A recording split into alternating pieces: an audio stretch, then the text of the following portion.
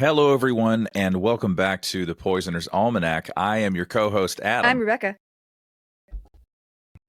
You can see us now. And Howard. Yes. Obviously, this podcast episode is going to be a lot different because we are expanding to video. But I'm still going to put just the audio too, I guess, for people who just want to listen to it around the house and not want to watch us. Or in case you get sick of our faces. Right. I mean, it happens. I get it. That's right. The audio version of the podcast is always going to be available to you. Now we're expanding to video, so you can watch us too if you like. This is very exciting. We are learning the ropes as we go on the technical side and on the practical side. Just figuring out how all this is supposed to work. Yeah, he's got all this technology on my desk right now. I don't really. Just hoping nothing shorts out just from being near me. That's right. Right. So we were basically using a single podcast rig before that was just audio. And now we have expanded to two podcast rigs that also include video. And right now, the video quality you see is just coming from the webcams on our MacBooks. We're hoping to, upgrade and invest, all of our gear and stuff. So this is the first iteration of the video version of the Poisoner's Almanac. So breathing heavy right now. She's a little old, but she's loyal. She's reliable. Yes. She's like, you're supposed to just that might be another thing we invest in. You're not supposed to do this. She's a trooper. Yeah. Yes, she is. She's taken us this far. So very excited to be doing video now on the podcast. And Becca, you've had quite a busy weekend, have you not? Yes. Well, it all started back in 1985. I'm just kidding. No, I was born on a Tuesday. Born on a Thursday at 4:25 p.m. February 21st, 1985. Just so noted. But no, yes. Camilla had a field trip with her third grade class to the zoo. It's about an hour away from us. I hate driving. I especially hate driving it's in Columbia, South Carolina. Columbia, South Carolina is a busy place. The roads are crazy. They've been working on these roads forever. It feels like they're never going to be not working on some road anyway, but like it's a very busy traffic area. And it's like there's this one exit you have to get off and you have to get over like 3 lanes so that you don't end up at the airport. And it's like you got to do it. It's like you get off and it's like, get over now. And there's tons of people and it's a lot. It's a lot, But I made it and I was put in charge. Me and another parent, another lady were put in charge of 7 feral 8 and 9-year-old girls, including my own. I mean, I put my own in that too. Ours is also I was supposed feral. to only have to be responsible for 2, but I think another parent might have gotten sick or something like that, and so she ended up being held responsible for 5. But then I was asked by a parent to keep an eye on this one kid who was having some medical stuff going on. So I just joined up with her, and it turns out she's also a nurse that used to work I think in cardiology. So I was like, I mean, you got this, but I'm not going to leave you with 5 kids because I feel horrible about that. So I was so we stuck around with them. My child is really close friends with that child anyway, so it's they were going to want to stick together anyway. But yeah, it was we were basically counting to 7 for 6 hours in the hot sun because they kept wandering off. Or the one that I thought was going to be super easy because she was quiet, didn't talk. She would just wander off, and I couldn't, obviously she wasn't talking, so I couldn't hear her or see her. And I was like, oh my gosh, where is she at? Yeah. And so it was, and there were 4 or 5 other schools there with their field trips. So there were kids everywhere. It was chaos. It was absolute chaos. And then I won't even say what the giraffes got up to while we were there. It was, let's just say we had a science lesson that we were not expecting to have. But it was, that's perfect. It's in that time period too, where it started off at like 50 degrees in the morning. So kind of chilly, but it got up to like 80 degrees, by like 1 or 2 in the afternoon. So it was like, and I think yesterday they reported here in Georgia, we had like the most pollen on record, like out there. And so I believe it. It was just a mess. But we got through it. And then when I got home, I literally walked upstairs and crashed in my bed. I was done. I was so done. You did. I fed my kid, but I cannot remember what I fed her. I fed her. You were at a retirement thing or something by the time I got home. So like I gave her some food and I crawled upstairs. Retirement and I just party. laid there with a pounding headache. Yes. I was in pain like all over. I was like, I can't. Yes. Why did I do this? And the reason I did it, I could have said no. It's because you love your daughter. No, this has been planned from the beginning of the year, thankfully, because I needed it to be planned. And the reason I did it was, yes, I love my daughter, and also I love my daughter and don't want another Harambe situation. I know my daughter will run off sometimes. She will wander herself and get lost. And I'm like, I was like, I need to be there. So, but it worked out. It was fine. I'm never going to do it again, but it's fine. Yeah. I'm never going to do it again. So yeah, just in case there's anybody who doesn't know that's listening or watching, Becca is autistic and ADHD, and just the sheer cognitive cost of, dealing with all of that sensory input at once with a bunch of, young kids, running around and screaming and getting lost in a zoo and all that stuff. It's she pays a price to do these things. Like, so, are you stressed? Like, just asks me like point blank, are you stressed? And I was like, oh my God, am I just not hiding it very well? I mean, I had sunglasses on. I didn't think, like, usually it's my eyes that give it away, like my eyebrows, my facial expression, but I guess I was not hiding it very well. And I was that's like, funny. Oh, honey, every day. Story time. I escaped a religious cult 7 years ago. Without going into too much detail here, let me just say it was an extremely difficult journey. My mental health spiraled downhill, and I thankfully had enough presence of mind to seek out a therapist to work through what was going on with me. My therapist helped give me context to all the wild things I had walked away from. He was kind, patient, and guided me through what my new normal might look like. I had never had healthy boundaries in my life. Therapy helped show me that, as a result of being in a cult or a high control group, I had never fully become my own person. It's a shocking thing to learn at the age of 32. I learned how to communicate to the people around me what I was going to do, and more importantly, not do with my time, energy, and resources. BetterHelp is the sponsor of this episode, and they're on a mission to make starting therapy easier. BetterHelp is a platform where therapists and their clients can communicate effectively and get the most out of therapy. There's a journal inside the platform for personal reflection, and there are group sessions on a number of different topics available every day. Starting therapy is easy with BetterHelp. Fill out a questionnaire, and you will match with a therapist in as little as a couple of days. One of the best features of BetterHelp is that if the first therapist doesn't feel like the right fit, you can easily switch to another one until you find someone you really connect with. They carefully make sure therapists on the platform are well qualified, and their customer support team is there to help you if you have any questions.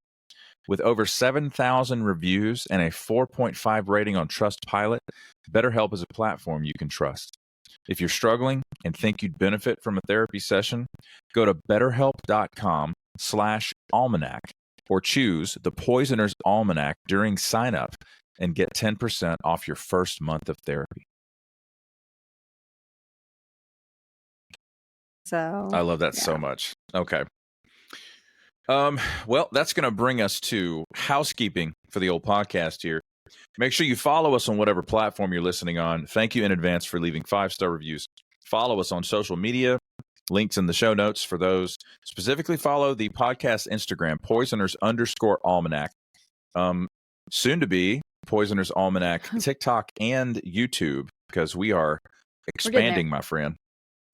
We are mass communicating, as Pappy said in Brother Where Art Thou? Yep. If you're listening on your phone, screenshot that and then post it and tag us in that post. We'd love to reshare that and interact with you guys. The Patreon is up and running. The link is in the show notes. Paying patrons get access to special perks, bonus episodes every week. Yes, by my lovely wife, which are now video versions, by the way. We'll have video and audio versions of our bonus episodes as well. You have the option of leaving us a voicemail right here on the podcast. We'll play it on the podcast and react to it. And you also get shouted out by name on the podcast. And those people are as follows: 87 Pens Girl 71, Mara Santiago, Kate the Fairy, Grace Lahan, Genevieve, Nahev Shatrit, Jay Went, Inken Hafner, Kiri Yorsek, Tay of Sunshine, Monique, Shane R., Sue Steves, James Mills, Megan Geiler, Liz B., Woolly Wolf NZ, Mama G., Nicole Rivers, Richard Miyako, Heather Nolan, Katie Rose, Kaylee, Sasha Rubel, Maya Shostak, Maggie's Yarm, Ogre the Viking, Lynn Rocket, Brett Moser, Zaid, Neil Houdini, Nicole Crane, Jefferson Vargas, Carmen Q, Sarah G, Knittin' Ninja, Estar, Olive Octopus, Betsy Rich, Terrorsaurus Hex, T-Bug, Christine Moljadi, Morgan Brittingham, Blau Frosch, also known as Clara Jurisons, Vix, Anne Maria, Carl Ziegler Jr., Clyde, Jennifer Wilson Richter, Macaulay Sterland, Too Fidgety, Wendy G, Elena MK, Vilma Anderson, Caitlin Martin, Pungrammed 101, Minnesota SPT, Michael McCombs, Tasha, Stuart Slattery, Prim Risen, Simone Valdez, Christian Scradergard, Maria Anna, Bonnie, Oma D, Rynell Alara, Kristen Arnold, Aaron Carey, Lynn Simpson, lost my place, Melissa Emmel, Desiree Davis, Jennifer Ramirez Johnson, Dalek Party, The Warped Witch, Sometimes Jules, Mr. Slave, Dizzy Dancer, Creative Otter, Yadmit, Supergirl Sway, Rachel, Anya Brandt, Ebby, Leah Marie Matson, Lady Digitalis, Jesse, Shay 10, Julia Franzoni, Sparks, and welcome our newest patrons, Gloria Eichmann, Thomas Huff, From Strings to Things, and Soy Kasumi. Nice. Thank you all so much for supporting the Poisoner's Almanac. I found my K9 because I thought of Dalek Party. He used to make little noises, but I need to change the batteries. So, but yeah, if you like Doctor Who, you'll know who K9 is. But that's right. If you're one of the cool kids, you know who Doctor Who is. It's not cyber, but my if you hear noises, my dog is literally taking advantage of me sitting down right now. And yes, she's. Are you petting her right next now? To me, so she's loving this. I knew it. Send us questions or content suggestions with a comment or a DM on Instagram, if you please. And speaking of voicemail, we have a fresh voicemail to hear for this episode. Waiting on it to load. It's because I'm here. Technology hates me. I told you. Yep, things break around me. They really do. I don't get it. Okay. This is from the lovely Betsy Rich. Let's check it out. Hello, it's Blair from New Brunswick, just checking in from the Great White North. I wanted to stop in at the voicemail and wish Rebecca a very happy birthday today. Oh, I hope you have the most low-key, unsocial, chillaxed birthday of all time, where you get extra coffee and don't feel tired about it, and just get to enjoy your day. Thank you for being such a gift to us with your amazing self and the podcast and all you do in the way of research and education for everybody about your hyper focus interests, which as well. Love you lots. Happy birthday. Aw. Mm. That's so sweet. That was so kind. I Oh never my hear, gosh. I never know what's coming. I never hear these ahead of time, so it's kind of fun to just sort of see what's going to happen. So thank It's so you. cute. That's so sweet. Thank you Very so kind much, of you. Betsy. That's such a sweet message Thank you to our to send Canadian us. Thank friends. you for that. And our friends all over the world. We have That's listeners right. from, like, I think Germany, France, South America. So Yes, it's quite we have listeners shocking. from Denmark, Switzerland. I think so. Yeah.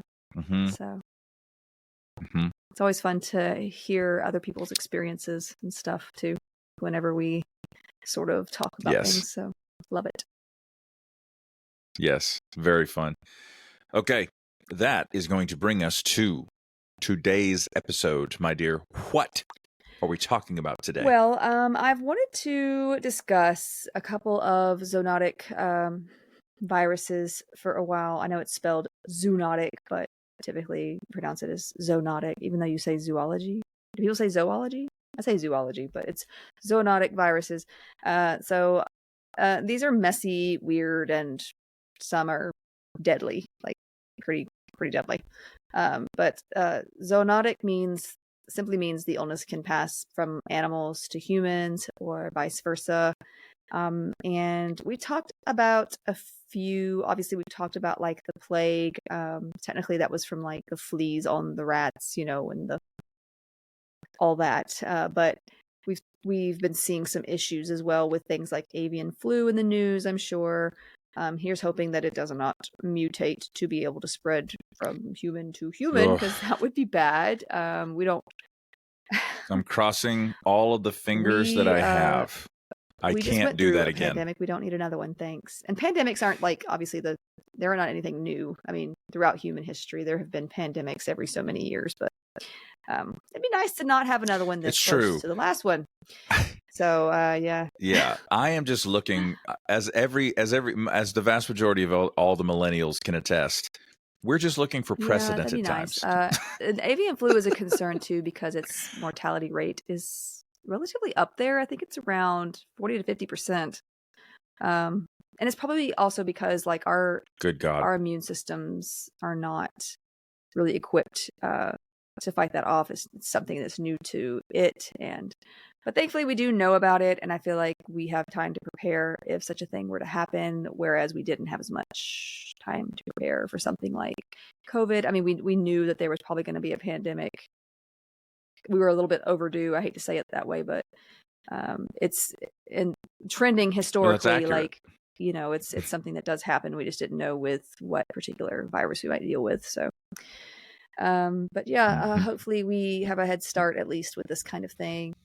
But I hope it just never decides to mutate in the first place. That'd be great. But viruses are smart. And that kind of sucks for us.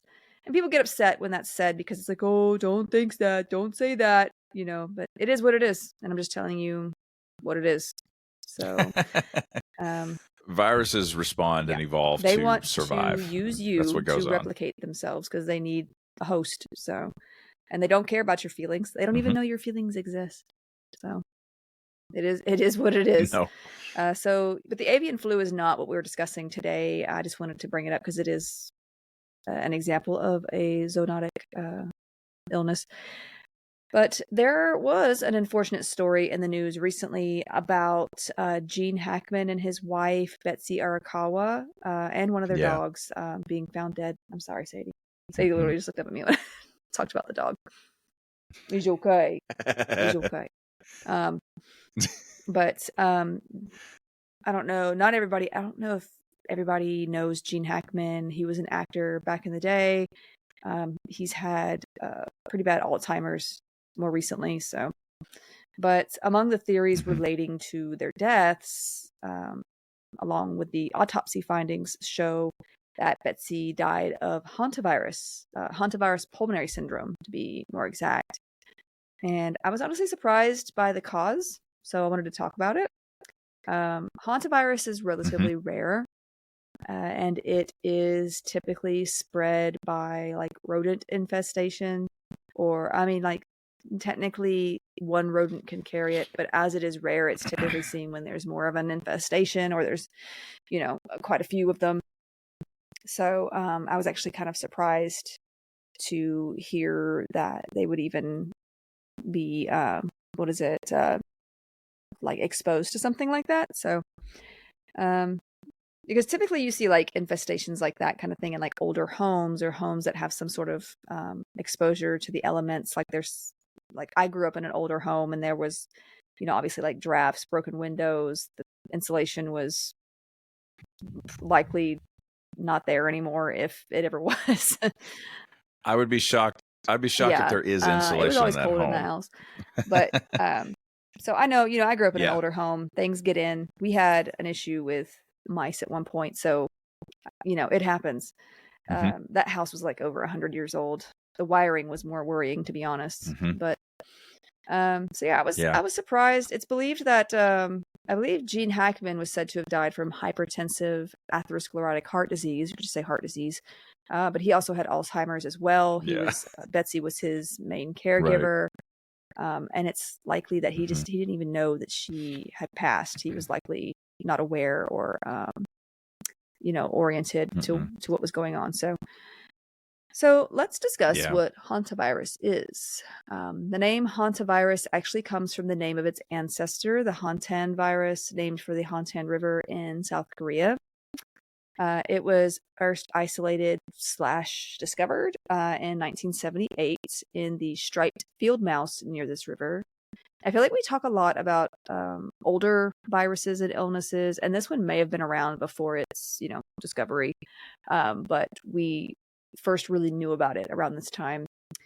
It had been the cause, basically, of this Korean hemorrhagic fever, which had been plaguing the nation during the Korean War, which was around the time of 1950 to 1953. During this war, there were more than 3,000 cases of this illness that were reported amongst UN troops. So by 1981, we had a new genus for this and viruses like it known as hantaviruses. Unlike other members of its family, Bunyaviridae, hantaviruses target rodents specifically instead of like other arthropods as their hosts. So I say other, but obviously mice are not, or rodents are not arthropods, but you get what I mean. There are multiple species of this virus that use multiple species of mice or other rodents around the world as their hosts. So it's not restricted to like one part of the world, although I think at one point we thought it was, and we'll go over that in just a little bit. But since their initial discovery, more than 20 different species of hantavirus that are pathogenic to humans have been described. So, with new viruses basically found all over the world pretty regularly, unfortunately for us.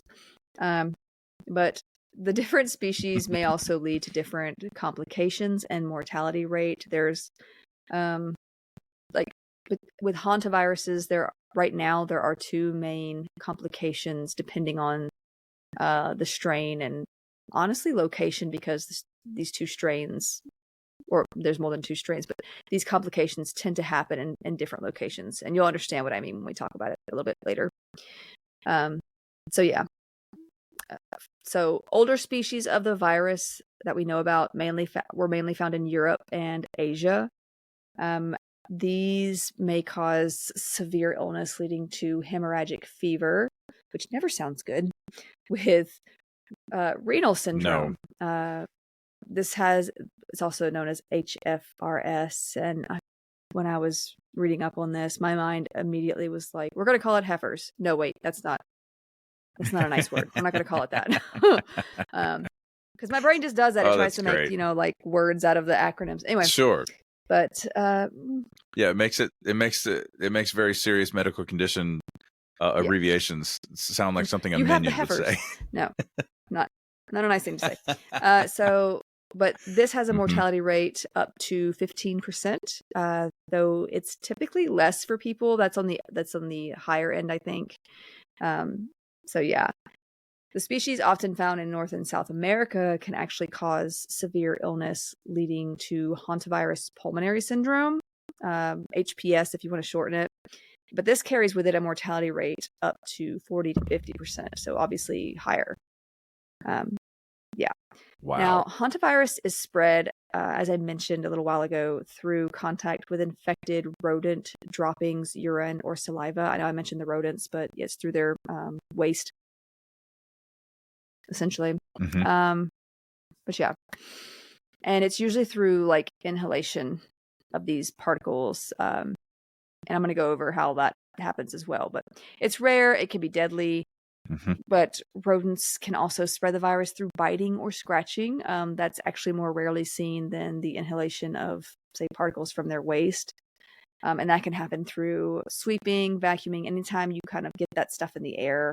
If they've built nests in cars that are abandoned and then all of a sudden you start using that car, we'll go over all that in a second. Now, annually, more than 100,000 there are over 100,000 cases of hantavirus causing HFRS, the renal syndrome in China. There's over 900 cases in Korea and Eastern Russia. But yeah, the virus and its complications are also seen in Finland and Sweden pretty often. So yeah, just good to know about. So most of those infected live in rural areas. I'm always so scared to say rural.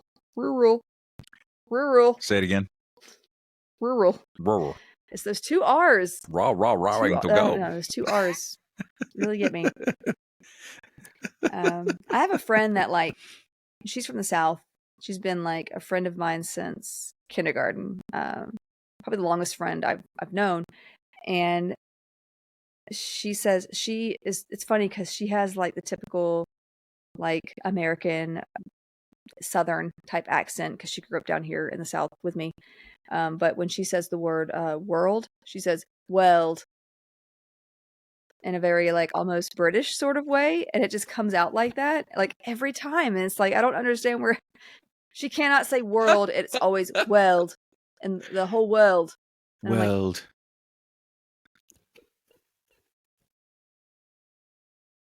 Okay. That's so fun. Yeah, like it comes. You're like, wait a minute, you weren't British but she's before. Not trying to either. It's not like it just comes out like that.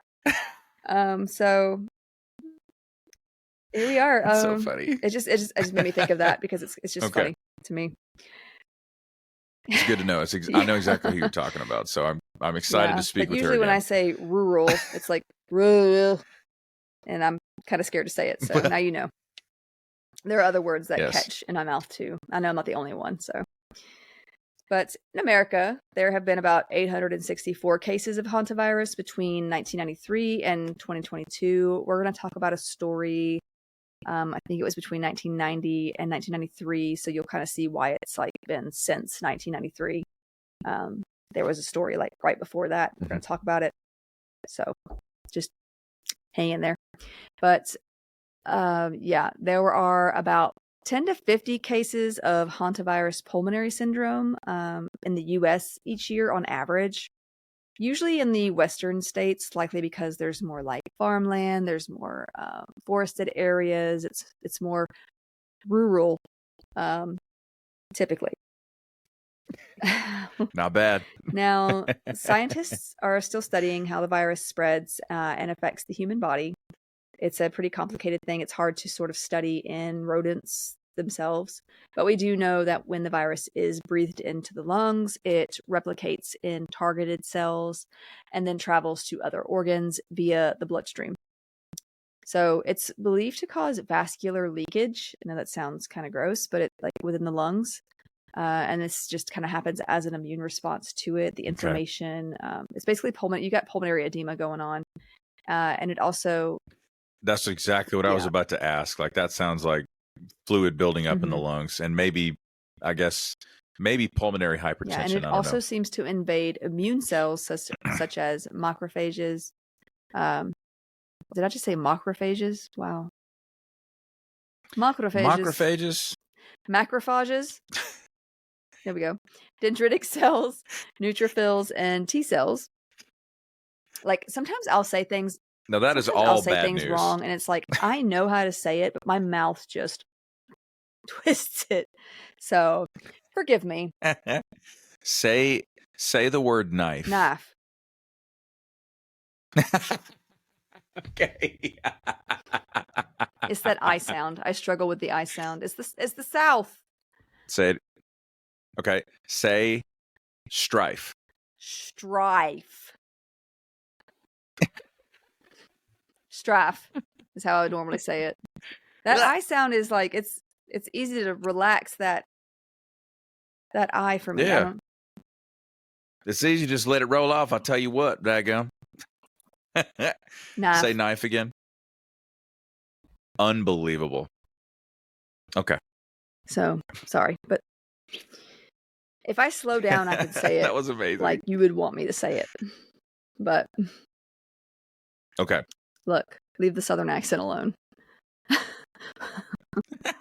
I have one too. I'm Did fine we get a with lot of crap for being like, oh, they have a Southern accent, they must be stupid? That's not true. Yeah, sometimes it gets, incorrectly stereotyped with a lack of intelligence, which is unfortunate. We make fun of other Southern states. Don't get me wrong. We do. Every Southern state makes fun of other 100%. Southern states. We really do. So you're not alone. If you make fun of Southern states, the Southern states make fun of Southern states too. So it is what it is. There you go. So we get it. We get the jokes. It's fine. But it just. And I had a boss. My first boss, actually, I worked for the Science Center. Of course, I did. I did. I have always been another obsession. What a nerd! Another obsession that I have is astronomy. I've always loved astronomy. I took astronomy in high school. It was like the first class of its kind in our high school, and I made like a friend sign up with me, and she was so mad because she's not a fan of like super sciencey classes, but I made her take it with me. This is the same friend. And she got mad because I was like, "Oh, okay. I'm going to exempt the final," and she's like, "What?" She got so mad at me for that, but she's like, "How am I going to copy off you if you're not there?" She joined me in that class, and she didn't want to, but that's a real friend. Got it. But yeah, the boss of that at that job though, he was a little intense. But I remember him saying like, "Oh, just make sure you don't like try to speak without, having a Southern accent like so many here do, because you're supposed to sound educated." And Come I'm like, on, man. Jeez. Yikes. I am educated. Yikes. Anyway, so that's just a little background there. But yeah. Mm-hmm. Now, because the virus is species specific, often like a different species per species of host, and the fact that the original rodent hosts don't really show symptoms, so it's kind of hard to study in them. Like it's just really it's been difficult to understand it, historically. But and people tend to underestimate viruses anyway because they can't see them, or they think of simple colds when someone says a virus, like, oh, it's just a virus. And it's like, yeah, but a virus can kick your behind. COVID, for instance, for some people, COVID wasn't too bad. I remember you had it for like 3 days. I had it for like a month and a half. It was terrible, and I hated every minute of it. I could not sneeze. I could not sneeze for 3 months. The inflammation was that and when you're bad. sneezing, when your sneezing returned, it felt like we won the lottery. I thought I was going to be sneezeless. Yes, like for the rest of my life. I also lost my sense of taste. It went away for a good 3 months, so that was terrible. The first thing I tasted after that was a DQ Oreo Blizzard, and I was like, when I did it, I was like, oh my god.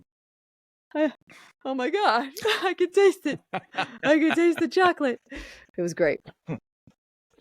I remember you looking at me and you were completely overjoyed that you could taste that the blizzard. Things that you don't think of. Which, for those of you that don't know, it's like a mixed ice cream kind of treat. Yeah, it's like an Oreo Blizzard is tasty. Like you got the vanilla ice cream with like chopped up Oreos in it, right? And I know, yes, it's wonderful. For those outside of America, it's like there's the Americans with all their sugary snacks. Look, I don't eat fried Oreos. I draw the line at frying everything. I don't eat fried Oreos. I don't eat fried stuff much at all, really, because I don't know. It gives me like acid reflux. I don't really like it that much. But yeah, Mhm. so just to make myself sound better as an American, I don't eat fried Oreos. But yeah, that was you don't think about things like your taste buds or that kind of thing too often until you don't have it, so Yeah, man. it sucked. I hated it. But I can't tell you how many times like people passed that stupid meme around where it was like the back of an old Lysol wipes container, and they had like this circled the word coronaviruses as if to say like, oh, see, it's not new. They're just trying to control us. And like, yeah, coronaviruses are a thing. They've been a thing for a long time. It's just the kind of virus it is. There are many coronaviruses. COVID-19 just happened to be a new one that we had no immunity to, and that's why it really tore us apart. So part of the reason. So yeah. Yeah. I like to say that everything sounds like a conspiracy when you have no idea how anything works. Also, for those of us that have healthy immune systems, let us be grateful that simple colds do not kill us the way that they could otherwise. Very grateful. Yes. Yes. So speaking of the immune system, hantaviruses have evolved to evade ours in a number of ways, including preventing apoptosis, or the programmed cell death that our body utilizes to destroy infected cells. I know that sounds a little dark, but your body will do whatever it can to keep something like that from spreading. Also, those of you who love to sunbathe, when your skin's all red like that, that's your skin basically killing itself to protect you from skin cancer. You got to say it with the hand motions, though. Skin cancer. You got to say it with the hand motions. Apoptosis. Yeah, that's how I like to. Apoptosis. Your cells are literally kamikazing to protect you from skin cancer. So, go skin cells. Right. But seriously, wear sunscreen. It will, honestly, and especially for you that love skincare and want to look young forever, sunscreen. Sunscreen is going to be your main tool. I promise you. It's your friend. Because the sun will age you. If you viewers would like to know why my wife, who just turned 40, looks about 24, maybe 25 if we push it, she wears her sunscreen. No, I have a kid. I look older than and it is. I'm tired all the time. No. So that's one of her secrets. And also, I don't go anywhere. Also, if you never leave your house, it's tough to age. But yeah, sunscreen is very important. And I'm kind of OCD about my sunscreen. I carry it with me everywhere. So, there are 3 tubes of your sunscreen in the Jeep right now. Yeah. Probably 4. And who I follow, who I really like, is that Hiram guy on YouTube. I think he's on other social media too, but he's great. He talks about like skincare that like you don't have to spend a fortune on. And he tells you all about the ingredients, which I find to be really helpful. It's good to know what you're putting on your skin. He knows his science. So yeah, I really like him a lot. Also, there's like the Paula's Choice brand. They literally have their ingredients listed, what they do, and the research articles behind it. So I like them. They're great. So anyway, I'm getting off topic, right, but yeah, those are some great resources in my opinion. It could also induce apoptosis in cells that would not allow it to stick around and reproduce, which sounds pretty freaking smart for a virus to be able to identify what's keeping it alive and what's trying to kill it. Yeah, that's a different level. And we're going to talk about some viruses too that have some unique, let's say, advantages or just traits in keeping themselves alive, how they've adapted, how they've evolved and such. So yeah, we'll talk about some of that with other viruses as well. Now, there are other ways besides these how it evades the immune system, but it does get complicated, especially if you're not like super into cell biology. And if I get into that, we're going to be here way too long. So, but symptoms of hantavirus are flu-like, of course. I feel like that's, it's like, oh, you may have flu-like symptoms. Like that's for everything. The elusive flu-like symptoms. If you're like me, like you have that health anxiety, it's gotten better since taking medication, but like I can have flu-like symptoms and be like, well, is this the flu or am I going to die next week? Because it can be so many other things. We don't know. Is this how it ends? But Is then, this the end? But it's Is this 2025, so I'm also like, I mean, you know, we had a good run. I've always got a certain measure of give up in me. You know what I mean? A good run. But yeah.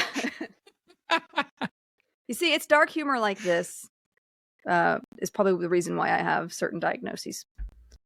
The funniest humor is dark humor. Don't kid yourselves, folks. I have the persistent depression disorder. Yes, we have that in writing from a psychiatrist. And I don't know. I dark humor is how I cope, so it is what it is. But if you sometimes you got to bring levity. If you have flu-like symptoms and you've had contact with rodents, and I don't mean like you picked one up and it's like, I mean, if you did, you should definitely talk about that too. But like whether you have maybe a sort of, you've had issues with mice in your home, or even if it doesn't seem serious, you should like at least talk about that with your doctor, so you could at least, because there is a test to see if like antibodies are in your system for this particular issue, and the sooner you can treat it, obviously the better. But it's always just important to tell medical professionals what you've been around, what you've taken. They're not, I promise you, they're not, most of them are not going to judge you. They have seen, I promise you, worse. They have heard worse. Yes. The things I have seen and heard where it's just like, I just need you to tell me what's going on so you don't die. I promise you, I'm probably not going to even remember because I'm too tired to remember anything after shift. So, this is your life. Mm-hmm. Don't be scared to tell them things. So treatment is basically symptom-based care. I mean, it's a virus. Antibiotics aren't going to help unless there's another infection that is bacterial alongside it. So early symptoms of the pulmonary syndrome alongside it, though, would include increasing fatigue, fever, muscle aches, especially those larger muscle groups like the thighs, hips, back, and shoulders, headaches, dizziness, chills, abdominal pain, diarrhea, nausea, and vomiting. So really not having fun. And then later symptoms, and this is going to be about 4 to 10 days after the initial infection. So it's really not that long before it progresses. But later symptoms would include coughing, shortness of breath, chest tightness or pain. This is about the time your lungs are starting to fill with fluid. And as I said earlier, mortality rate for this is about 40 to 50%. And this is what Betsy Arakawa died from. So now, early symptoms of HFRS, the renal syndrome, would show up about 1 to 2 weeks after exposure. So like you wouldn't have symptoms till like around that time. And these include intense headaches, back and abdominal pain. And that kind of makes sense with like where the kidneys are. Fever, chills, nausea, blurred vision, face flushing, and eye redness or inflammation. Later symptoms of this will include low blood pressure, lack of blood flow. So you've got like acute shock, internal bleeding, as basically the vascular system is just leaking out, and acute kidney failure, which often results with severe fluid overload itself. And the mortality rate for this can range between 1 and 15%, depending on the exact viral agent, species, or like, if you're getting care, because at this, for some of these cases, they're going to need things like dialysis to let the kidneys chill. So the vector of infection for Betsy Arakawa, would it have been the droppings of rodents necessarily, or has that been confirmed? I mean, it's spread from the droppings, urine, or saliva. So, yeah. Okay, so it did. The vector was a rodent. Part, I think it's the deer mouse here in the U.S. that is the biggest spreader of that particular strain. So, yeah, and I also wanted to add, like, because I work in home health and have for the last 14 years. when the caregiver of somebody who is dependent for everything, like Gene Hackman was with, advanced Alzheimer's and such, if Betsy, his wife, if she passed away before he did, according About a to, week the before investigation. he did, yeah. Yeah. I mean, when that caregiver is unavailable, that patient is in danger. Yeah, and he's not even aware immediately. likely if his Alzheimer's is advanced No. like that. No. And he may not have even noticed that she wasn't was around. the main caregiver. I don't know if they had carers coming in to help her or not. I know they were very serious about their privacy. They were very and they were very serious about kind of being left alone, which I totally get, but that also meant like no one was checking in on them often. It means and that's why probably they weren't found until later. And see, that's what's so, it's honestly kind of gruesome because, we've come up on patients many times where, like we've got a visit scheduled with them. We know that they're home. Their cars are there. Nobody comes to the door. Nobody answers the phone. And if we can't, get in touch with a relative or something like that, we'll call the police to do a wellness check and they'll break the door down. Like that's happened because these people are fragile. Well, and they know the context because obviously the situation they were in. PT, because I can't tell you these situations I walked into as a home health nurse, like trying to, and there's only so much you can do for certain people. Unfortunately, I've walked into severe infestations of, like where you couldn't take a step without stepping on something. And it's like you're doing your best to keep your face straight. You're not wanting to, and it's not about judgment. It's about like, am I safe in this environment? Because I know they're not. But then like you report it and it's like, they don't do anything. Or if they do, it's like passed up, the line, and it's, or like I've had some cases where I've had patients ask things of me that I just can't, I'm not supposed to be doing. Like, they're like, hey, can you go to the ATM for me and get my stuff? Can you do this for me? Can you do that for me? And it's like, it's not that I don't want to help you. It's just, if something were to happen, I'm held liable. I would never like take someone's money or anything like that, but like, it can end poorly for me as well. And it's a lot. And I've been in situations where I've been in a situation before where I had to go and take care of a man who one of their family members had been shot and killed, I think that morning. It was something gang related. Wow. And I told them, I was like, look, this is obviously a rough situation. I can come back. We can reschedule this. But they were like, no, please come in, take care of him.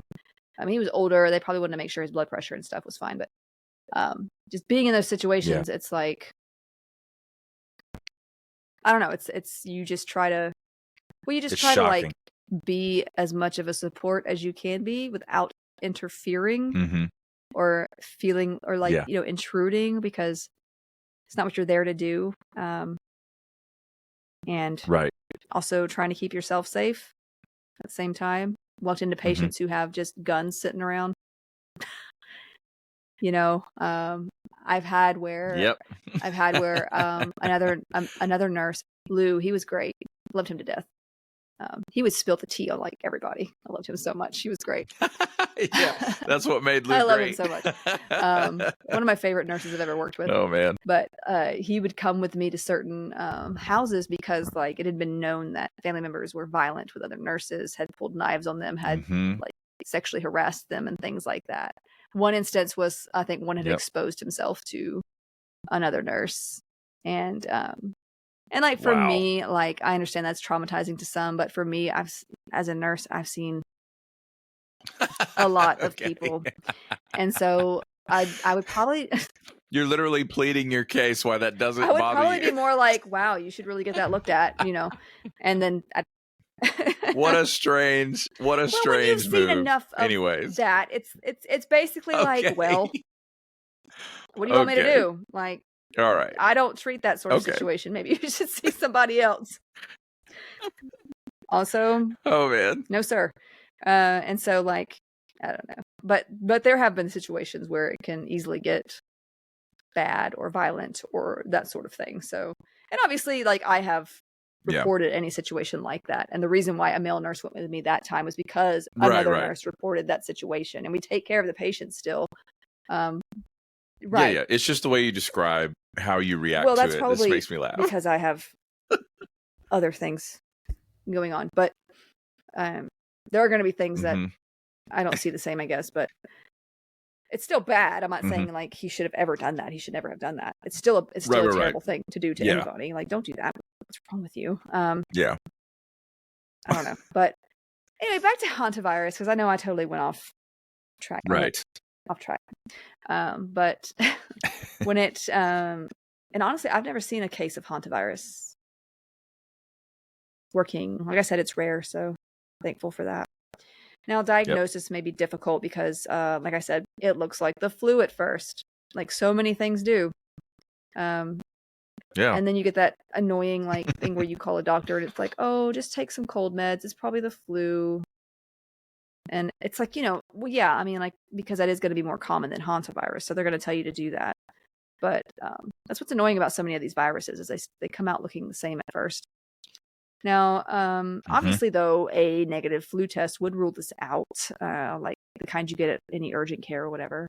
But hantavirus, like I said, it's pretty rare. It's not likely you're going to be tested for that particular thing in a standard doctor or urgent care visit unless you specifically mention having had contact with rodents like mice, rats.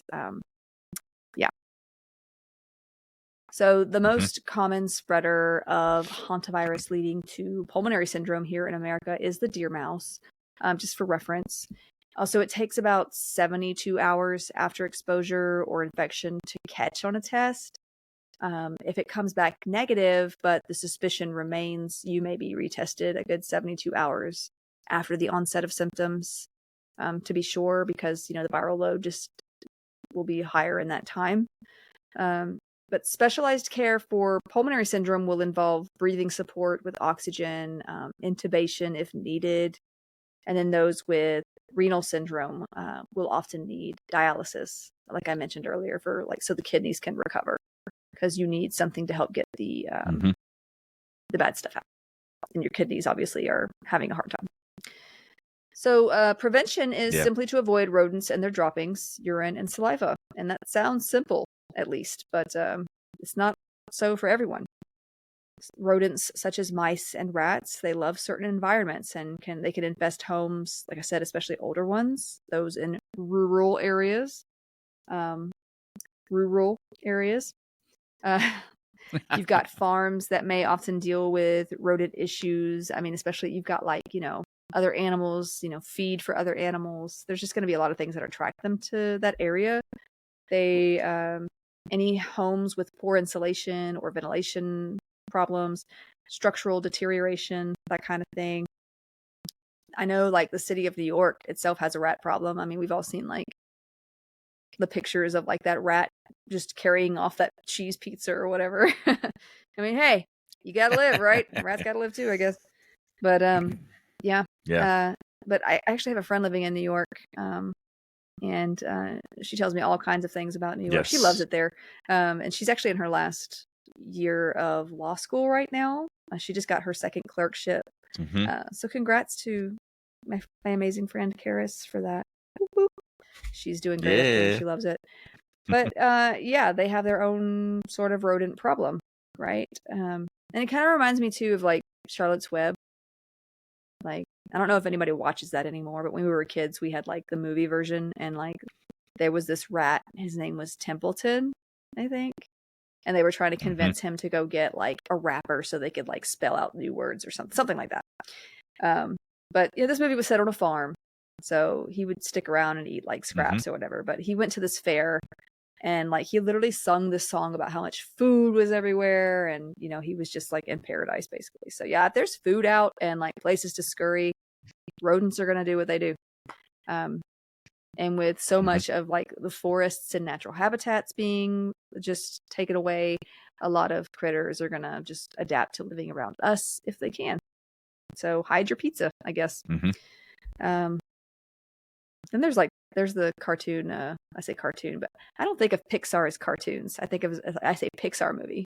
I'm like, oh, it's a Pixar movie. I don't say that cartoon because it just feels different. You know what I mean? Though it feels different, right? The way you said that cartoon, by God, I tell you what. I always say Pixar. So that ratatouille, and I have to pronounce it out. I know it's ratatouille, but I have to say ratatouille to sort of spell it in my mind. I know it sounds terrible. Ratatouille. But I have to say ratatouille to spell it out. Okay. Ratatouille. Ratatouille. I'm sorry. Come Ratatouille. There it is. It's begrudging, but it's there. Because like, now say it like you say it. Ratatouille. It helps me spell it in my mind. Okay. I know it's wrong, but look, it's just how it is. So, but Remy, he's adorable, but I'm also kind of grossed out because he's like near food, and like I guess you kind of see like a rat near food, and you're like, well, that's kind of gross. Mm-hmm. So, mixed feelings about that. But yeah. And when I was a kid, I felt so bad for like every single critter. We actually lived in my great grandmother's house, old house, really old house, like over 100 years old when I was growing up. This was about middle through high school, I think, maybe a little after too. And this was like mainly because my mom, like, it was just me and my mom, and she worked her butt off to just sort of provide for the two of us. So, having a mortgage or even rent was just not really in the cards for us. And we were just fortunate to have a family owned home that we could live in. But it was over 100 years old. Like I said, it had broken windows, some parts. The insulation, like we mentioned, was really old. If you've been present, the wiring was terrible. I remember putting a ceiling fan in my room and like just these like decaying like wires hanging out. So it's honestly like it's just we were fortunate not to have had a fire in that place, to be honest. But mom really did up the place well. She was very into DIY, and she's really good at that kind of stuff. So it looked nice, but there were probably some hidden dangers. Yeah. And to illustrate her DIY drive, she once rented a jackhammer to break up the concrete in the floor of the bathroom, which I don't know why it was concrete, but she rented a jackhammer. Concrete tile. Old. And she also got Becca a hotel room for the entire week because that was the week Becca was preparing for her nursing licensure exam. She picked that week to decide to tear up the floor, I guess. Fun fact. And she couldn't wait. She had to she needed to do it right then and there. So here we are. But hey, I passed first try. So you did. To no one's surprise among your nursing instructors. What's annoying about those tests too is like my test. I know yours was more expensive. The higher the education ranking, I think the more expensive they are. But mine was a good $200 to take, and if you fail it, you pay another $200 to retake it. It's there's that. So yep, yeah. But in that house we did have mice that came in, and they were the cutesy kind that you'd like. Like if they didn't spread disease, you'd be all like, "Aw," And young me was really not so aware of disease. I didn't really, know like they were that dangerous. Sure, I knew they were pests and people wanted to get rid of them, but I felt bad for them. So, I would secretly like throw away the mouse traps that my mom set out because I didn't want them to get hurt. And Becca, that is so you. That's so you. You would even do now, that. I find a spider and I'm like, oh, here, little guy, and I like put him outside. I have a hard time with that. But I even found a baby mouse. I found this baby mouse in a like closet somewhere. I don't know. It was by itself. I tried to see if like the mom would come back or whatever because I'd heard that's what you're supposed to do. I put it in this little area, and then like when it didn't, I tried to take care of it like in a shoebox, like secretly, so my mom wouldn't find out. Oh, but it was tiny. It was tiny, and it didn't make it. Like it was nothing. There was nothing I could really give it. So, but yeah, we could have been exposed to hantavirus. So that's not cool. amongst probably other issues. The moral of the story: I should have hantavirus. Later, I kind of grew and understood like yeah, they're cute, but they can carry disease. So, yeah. Now, certain things like roaches, they freak me out. I can't do those. I can't kill them. I'll get Adam to do it, but I don't like them. I don't like them. And we have the ones here that will fly. How unfair is that? Like roaches that fly. It's terrible. That's not even fair. Anyway. It's against the Bible. But yeah. So thankfully we've never had problems with mice here or anything like that. It can definitely be difficult, like I said, for older homes, wooded areas, farms and such. And if you have like mice or rats or whatever in a home setting, it's usually going to be mice, I would think. Rats, I have seen some massive sized rats. Like they're called like wolf rats or sewer rats or something. Not in a house, not in a home, mind you, but like in the woods and stuff, like that kind of area. I've seen them just out and about, or I've seen like dogs get a hold of one. So not pretty. Not get your dog shots. Just saying. Yeah. So they are huge. They're gross. They're awful. They're not like the cutesy little mice that come in. So there is a difference. And then you have like the people who have pet rats, and like they love them for many reasons. They're not the wolf rats. They're like the white, like bigger but like smart rats that people tend to either have as pets or whatever. Anyway, but if you do have something like that in a home setting where it's more like they came in, you don't know what's going on with them, cleaning up without protective equipment can be dangerous. You should be wearing like certain kinds of masks, gloves. Like vacuuming up rodent waste can cause the inhalation and infection of viral particles. You could usually tell if there are like mice or rats in a home if there are certain shaped and sized droppings. And also just a note, like roaches also have their own kind of droppings, which are more rounded. So, don't freak out if you notice droppings in general. I mean, roaches aren't something you want either, but I feel like mice are harder to get rid of. But mouse droppings are usually bigger, more cylindrically shaped. Like I said, roaches can carry diseases too. It's best if you see any kind of thing like that to just call a professional if you can afford it. I know it can be expensive. But honestly, like the earlier you can do something about it, the better, because a smaller problem will develop into something bigger and more expensive later. It just does. And they get bolder too. Like you'll see them just racing around under furniture, finding nests, eating your couches or furniture up, other furniture to make nests. It's just important to be aware of that sort of thing. And I know I'm probably grossing some people out right now, but this is just what they do. This is what they do. If you've ever lived in a house that had mice in it, you know. But also, it's important to make sure to always be checking for termites, because if the house structure is being eaten, which is bad news in and of itself, you want to take care of that. It will leave spaces for critters to come in as well. Also, keep bird feeders a good 10 feet away from entry points to a home. Seal up food sources, fix leaks or damp areas. And that's honestly helpful to prevent rodents as well as, insect critters. Here, I think in the South, we have a lot of fire ants. Ants just piss me off. I'm not going to lie. Like, I remember trying to be nice to ants and being like, crazy. But they will bite the fool out of you. They don't care. They're mean. Oh, man. So, they're dirty. I don't have much sympathy for ants. Me neither. So, yeah, also get rid of clutter. This includes outside clutter like wood piles that might be close to the home. Fix cracks and openings in the home. Cover the garbage cans. I mean, a lot of things love to get in your garbage cans, maintain the yard to avoid high grass, tall weeds, things like that, where they can hide near the foundation of the home. They also love warm areas. So like if they can nest in cars, too. They like, especially abandoned ones or ones that haven't been used for a long time.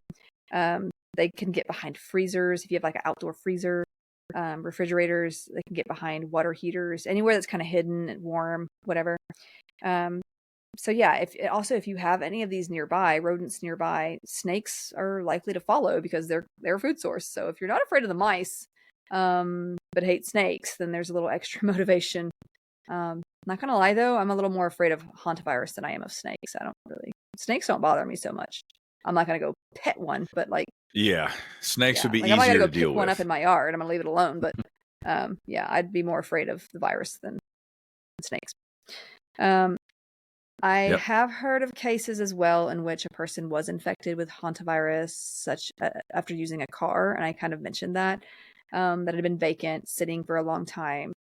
Mice or rats basically had made a nest under the hood at some point, and the waste had likely drifted, aerosolized, basically, and drifted in through the AC. If you suspect a car has been nested in, it's important to put on some protective gear, gloves, mask, spray the area down with bleach, a bleach solution, really, 1 part bleach, 9 parts water will do the trick. Allow it to sit a good 5 minutes, to disinfect, that kind of thing. So, but that's enough about, those messy, kind of gross details. So let's talk really quick about an outbreak, actually, that occurred in the 90s. Just for some background, this occurred in the Four Corners region of the U.S. This is where like Arizona, Colorado, New Mexico, and Utah meet. And that location made a famous appearance in the TV show Breaking Bad. If you know, you know. Yeah, I can see that. But most of this area belongs to semi-autonomous Native American nations, the largest being the Navajo Nation, followed by the Hopi, and there's some others as well. In May of 1993, a young Navajo couple died within days of each other of sudden respiratory failure. And not long before this, a woman had died of respiratory failure as well. And it just wasn't connected until after, a little bit later. So, but on May 14th, a 19-year-old Navajo man was riding in the back of a car with his family when he became severely short of breath. So they stopped their car at a convenience store in Thoreau, New Mexico, and they contacted emergency services because it had gotten really bad. Now, by the time help arrived, he had already collapsed due to respiratory failure. An ambulance crew had performed CPR on him, and he was taken to the Gallup Indian Medical Center where he was diagnosed with pulmonary edema. So basically, he had a lot of fluid in his lungs, and he died in the emergency department. Now, this was a young man. He was 19. He was a distance runner. He was otherwise healthy. He had visited an outpatient facility, maybe an urgent care or something like that, just a few days prior for symptoms of fever, headache, cough, and muscle aches. And he was just treated for those symptoms, as it was suspected that he just had like a cold or the flu. Because, I mean, those symptoms are pretty vague. They kind of remind you of something Flu-like. like that. Right. Just always hiding under those flu-like symptoms. Now, just days earlier, the young man's 21-year-old fiance and the mother of his infant child had also died of respiratory failure. Now, she had asthma, but no other health issues. In fact, they were actually on the way to the funeral when he ended up in respiratory distress before dying. So it was very crazy. Like not normal. This is not normal. So obviously this was strange. So it was like locally investigated, and it was discovered that a 30-year-old woman had just died a few weeks earlier of similar symptoms at the same hospital. They knew she had died of acute respiratory distress syndrome, noting that her lungs had been so filled with this like plasma-like fluid that they were twice as heavy as they should have been. Like, it was pretty rough. So they tested her for like all known illnesses. They found nothing. Upon the autopsies of the young couple I mentioned earlier, who had died, they too had severe pulmonary edema, but no sign of any known illnesses. After reporting a possible unknown and deadly illness to the state health department, because they didn't know what this was, The situation was investigated a little further, and it was found that there were other people in the area and in the states nearby that were suffering similar symptoms, such as fever, muscle pain, and then respiratory symptoms such as coughing and sudden respiratory distress. Now, lab work on these patients showed hypoxemia, so you got like your low oxygen levels, which makes sense if it's respiratory distress. Leukocytosis, you got this high white cell count, which is indicative of infection kind of in general. Like your body's trying to fight off this infection, it's going to have higher white blood cell counts. Hemoconcentration, this is basically the thickening of the blood due to the loss of fluid or plasma like leaking out. Thrombocytopenia, which is basically low platelets. This is kind of leading to the bleeding out situation, and also other like clotting factor abnormalities. So you're not having clotting going on; you're going to be bleeding out. So the press reported on the situation later in May, and of course, people began to panic, as they do. And since it was mainly infecting Native American people groups, others began to get all like racist and started to exclude and discriminate these groups. Humans. Oh boy. Humans. Yeah. Am I right? Anyway, let's be kind. Be kind. Don't be a jerk. Don't do that. But anyway, people began Don't do that. People began to believe that the illness was contagious between people, which it was later proven not to be. Still, the suspicion was really not helped by the amount of cases that were quickly building among those close together. And like I said before, like hantavirus is kind of rare. You wouldn't like there are outbreaks, but it's not something that they were expecting to see like this, especially because this was the first time they had seen it in this area. So at this point, I think they were thinking it only occurred and infected like rodents.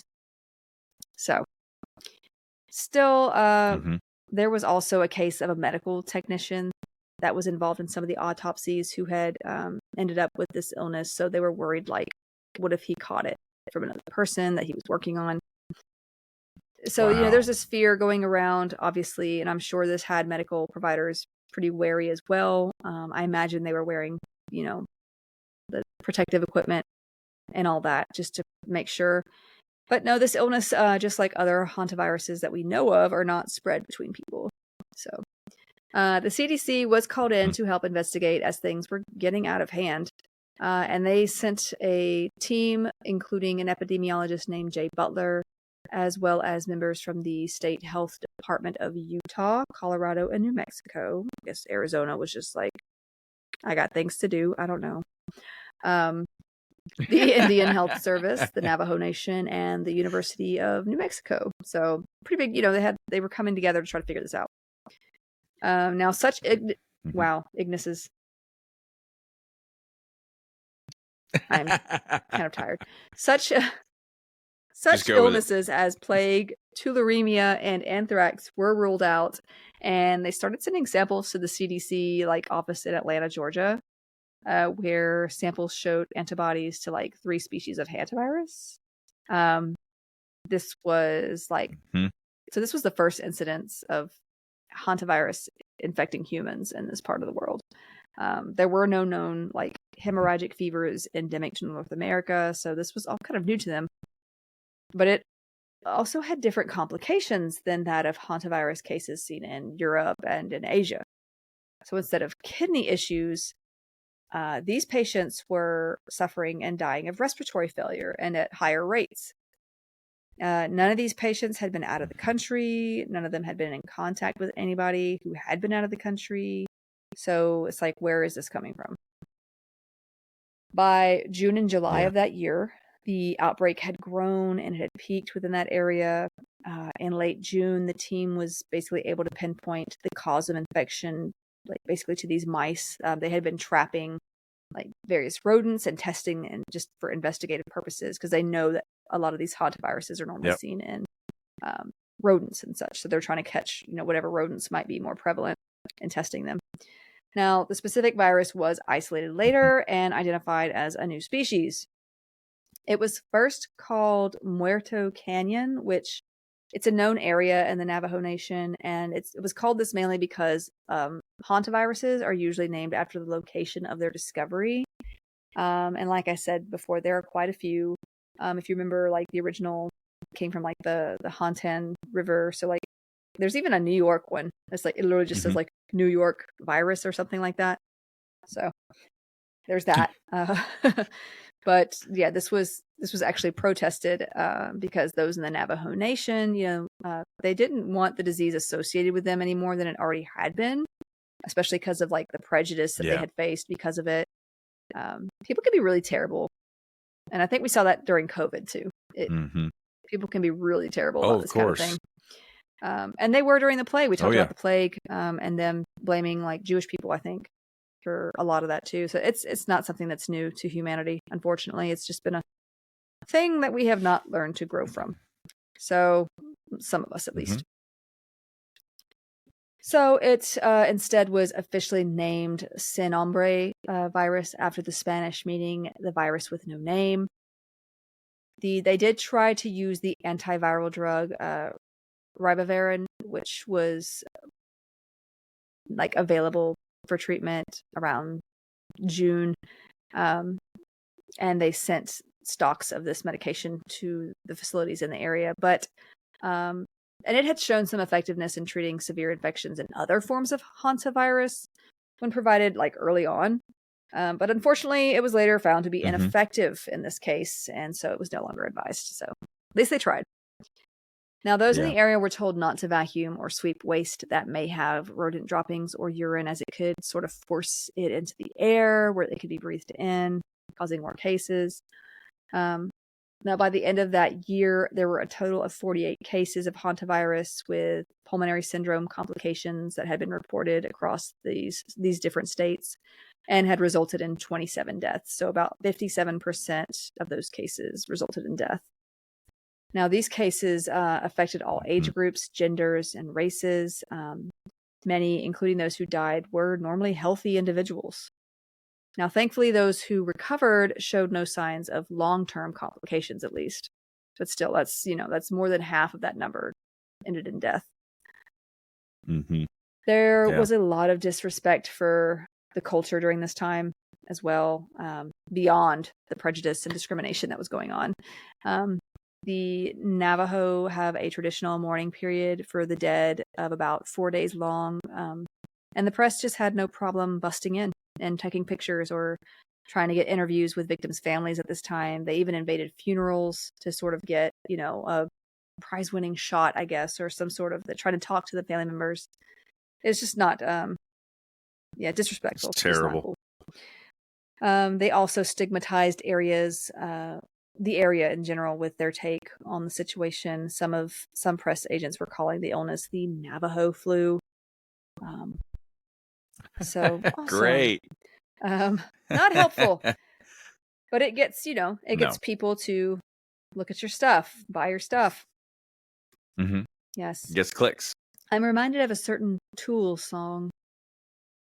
Anyway, it was later discovered that this outbreak likely occurred when it did because of the amount of deer mice that had entered the area and increased in population due to unique weather conditions. And I just love it when like different science areas of science kind of come together like this to figure out situations. So a group of biologists at the University of New Mexico who were studying the deer mouse population in the Four Corners region during that time, they noticed that the number of deer mice had grown like tenfold from May of 1992 to May of 1993. That's only within like a year.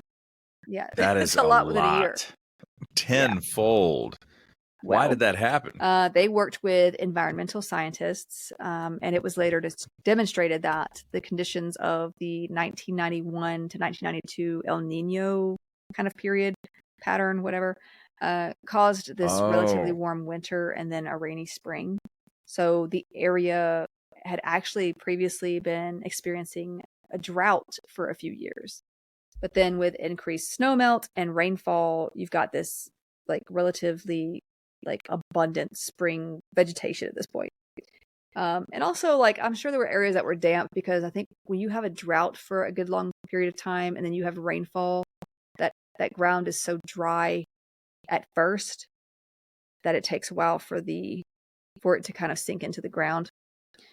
Anyway, but as a result, mice flourished and reproduced, basically causing their numbers to grow exponentially. It was also later discovered that this particular virus might not actually be new to humans as previously thought. Navajo leaders had reported that there had been smaller outbreaks like this before. I mean, they didn't call it like hantavirus, but they had like noticed like, oh, we've had something similar to this, and it likely went undetected because they were isolated events, and also because of like certain beliefs as well.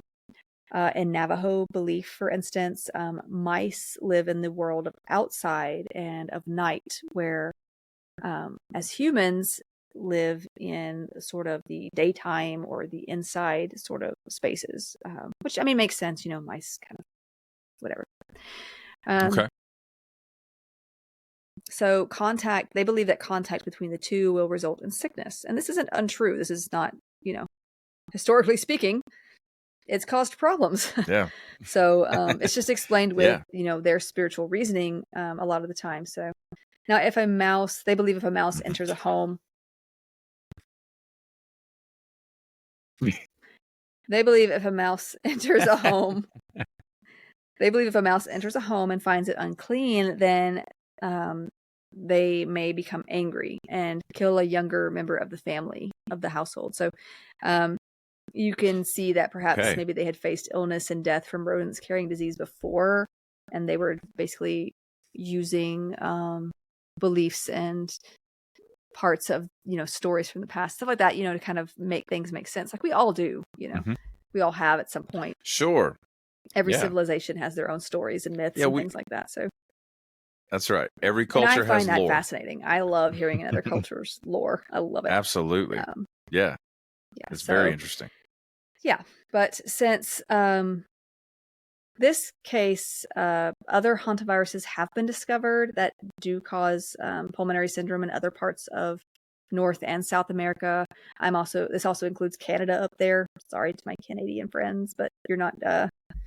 You have to deal with this as well, apparently. At least it's rare. But there is still no specific treatment plan. We do have better methods of helping with respiratory distress, such as the use of ECMO.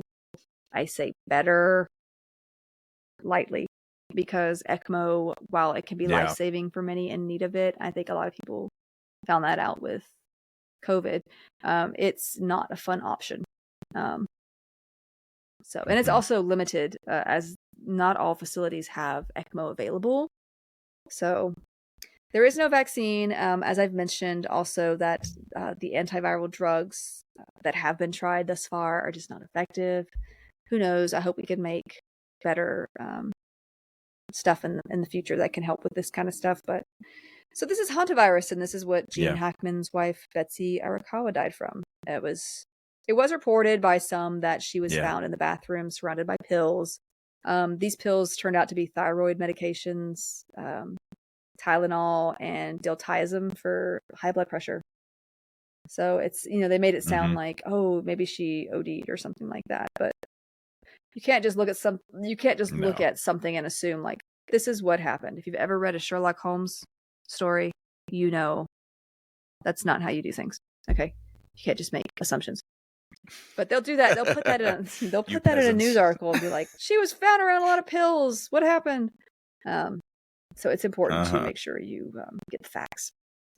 Now, she did make multiple calls to a health clinic on February 12th. There was one to cancel an appointment that was previously made, mainly because Gene was not feeling well, and she was his caregiver. Also, like trying to get someone who has like Alzheimer's and other like illnesses, or you're their caregiver, like to an appointment, that's difficult.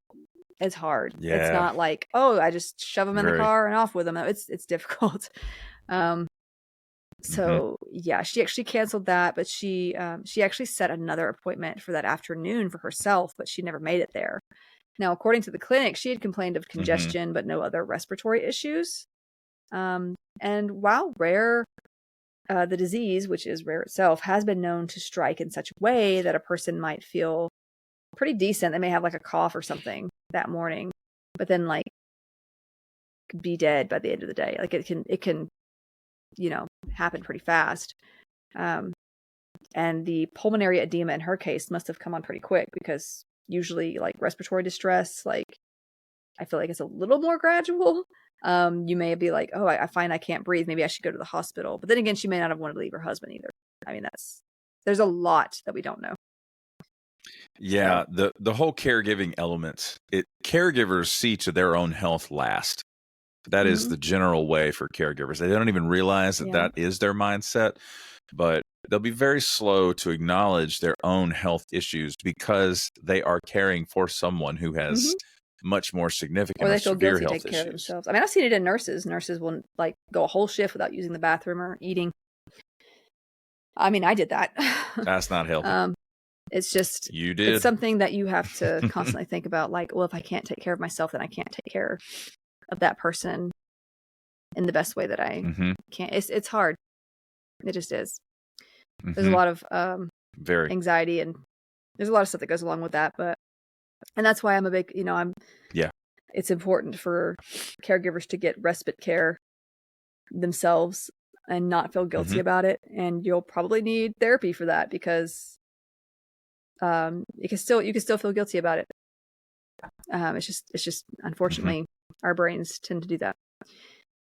But she did, from what we know about earlier movements, she like also had gone to CVS earlier that day. So like maybe she went for meds for what she thought was the flu or even COVID. I mean, COVID can make you feel short of breath. Maybe she thought she had something that she could just sort of treat at home.